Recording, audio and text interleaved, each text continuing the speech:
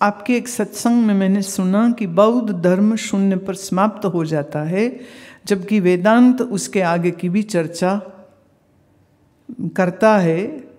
क्या मैं गलत हूँ कि मुझे लगता है संबुद्धि और निर्वाण ये शून्य की आगे की यात्रा है? कुछ इस संबंध में कही। पहली बात यह है कि निर्वाण बौद्ध धर्म का शब्द है, ये वेदांत का शब्द नहीं है। निर्वाण मतलब दीपक जल रहा था और फिर दीपक जब बुझ गया तो ज्योति का क्या हुआ, कहाँ गई? कहते गई कहीं नहीं, बस अब दिख नहीं रही, इसी को निर्वाण कहते हैं।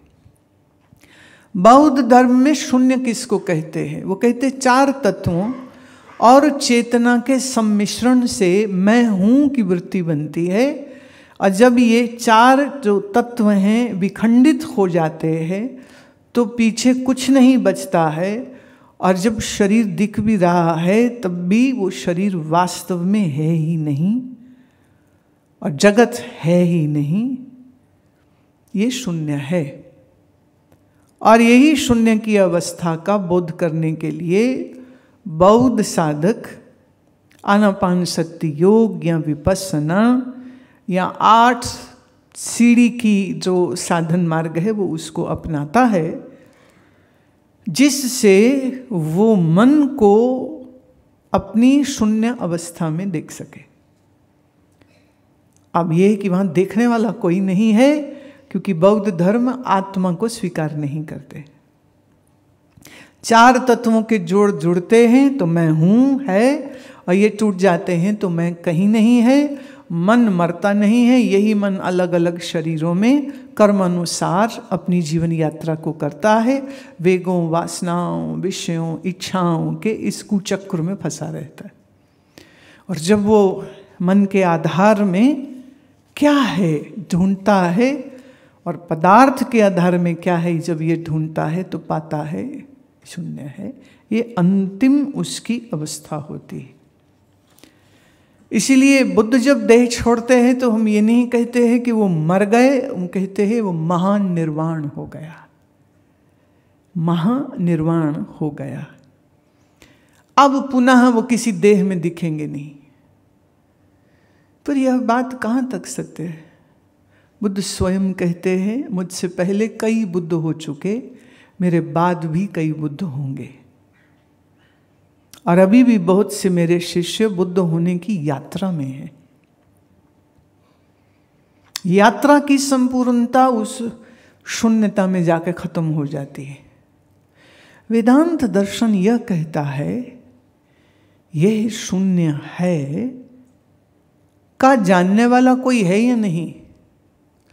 अगर कोई जानने वाला नहीं तो ये कैसे जाना कि शून्य है?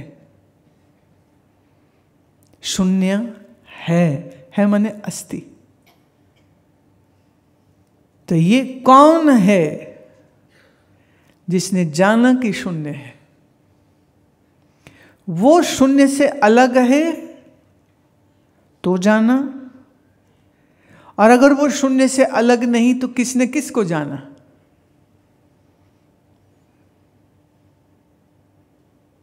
तो किसने किसको जाना? लेकिन निश्चित रूप से संसार मिथ्या है, इसका समझ लेना हो तो बौद्ध दर्शन के साथ बहुत अच्छे से और सरलता से इसको जाना जा सकता है।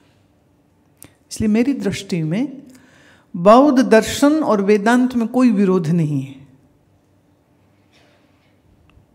अब हम शंकराचार्य की कृतियों पर बोलते हैं, गीता पे बोलते हैं, भगवत गीता पे बोलते हैं, उपनिषद पे बोलते हैं, वेदांत के तमाम ग्रंथों पे बोलते हैं, गुरुवाणी पे बोलते हैं, संत वाणी पे बोलते हैं, पर जिस हॉल में बैठ के बोल रहे हैं इसका नाम संबुद्ध सभागार। और ये भी याद रहे, विष्णु पुराण, भागवत पुराण बुद्ध को 23वां अवतार मानते हैं, क्योंकि इतनी विलक्षण प्रतिभा को आप नहीं कह सकते हो कि इनसे हमारा क्या लेना देना। ब्रह्म सत्यम जगत मिथ्या जीवो ब्रह्मैव न परः। ये जो जगत मिथ्या, को समझने के लिए। अब जैसे नागार्जुन का जो शून्यवाद है, अगर वो ठीक से समझ लग जाए तो कितनी सरलता से आत्म साक्षात्कार की ओर वो बढ़ जाएगा। अब आप कहोगे क्या ये विरोध नहीं? बिल्कुल भी नहीं। जिस मिट्टी से घड़ा हुआ है उस घड़े के अंदर भी मिट्टी है। घड़ा है तो मिट्टी है, और घड़ा शून्य हो जाए तो भी, अब घड़ा तोड़ दिया, घड़ा नहीं है तो भी मिट्टी। तो घड़ा है, घड़ा बना था, अब घड़ा नहीं है। इस वाक्य में एक चीज कॉमन है। घड़ा जन्मा है, घड़ा दिखता है, घड़ा टूट गया है।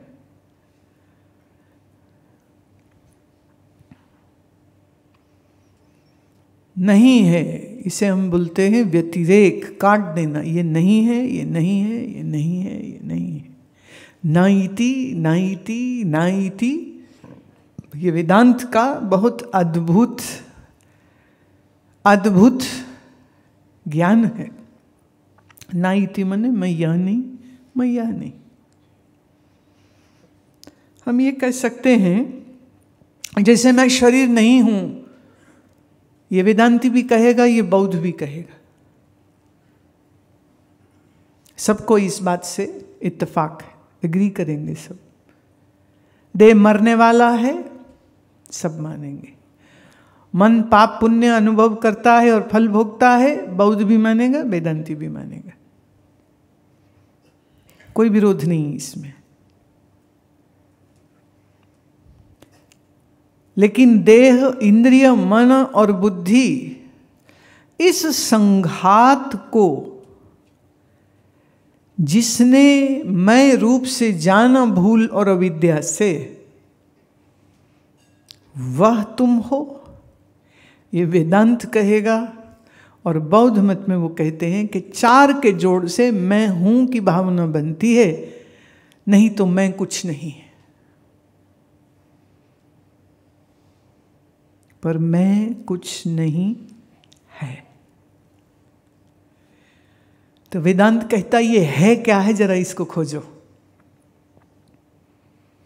अविद्या है, विद्या है, अज्ञान है, ज्ञान है के बगैर कुछ है?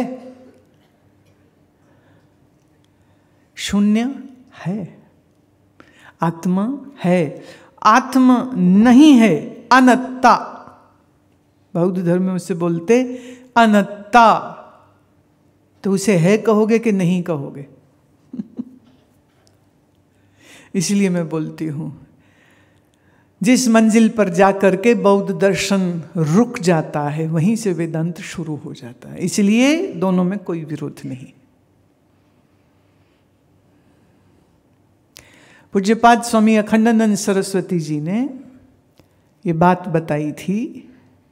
वो कहते हैं कि नागार्जुन के शून्यवाद से उत्तम और कोई चीज हो नहीं सकती। जितनी डिटेल से, विस्तार से उन्होंने इस विषय को स्पष्ट किया है, उस विषय को स्पष्ट कर लेने के बाद बाकी क्या बचता है?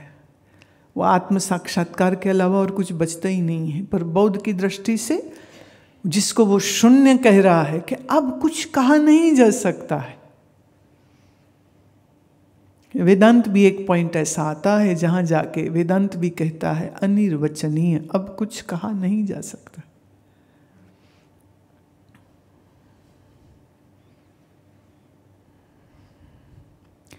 कोई कहे कुछ नहीं है, तो इसको देखने के दो तरीके। एक, स्ट्रेस दीजिए कुछ नहीं है, गौण हो गया। और एक ने कहा कुछ नहीं को गौण कर दो तो कुछ नहीं है। तो जब है पे फोकस हुआ तो वेदांत है, और जब कुछ नहीं पे फोकस हुआ तो बौद्ध दर्शन।